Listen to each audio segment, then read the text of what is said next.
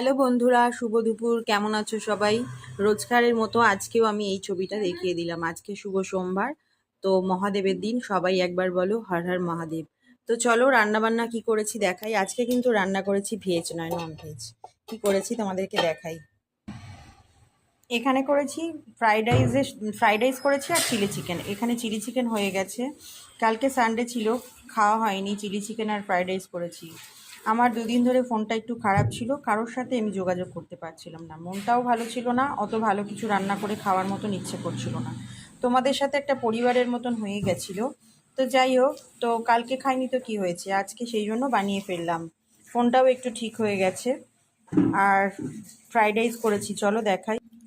এই যে এখানে করেছি ফ্রাইড রাইস, কাজু কিশমিশ গাজর ক্যাপসিকাম দিয়ে ফ্রাইড রাইস করেছি। আজকের রান্নার মেনু এটাই। তোমরা সকালে সকালে ব্রেকফাস্ট করে নিয়েছো তো? আর লাঞ্চ কিন্তু টাইম মতন করে নেবে সবাই।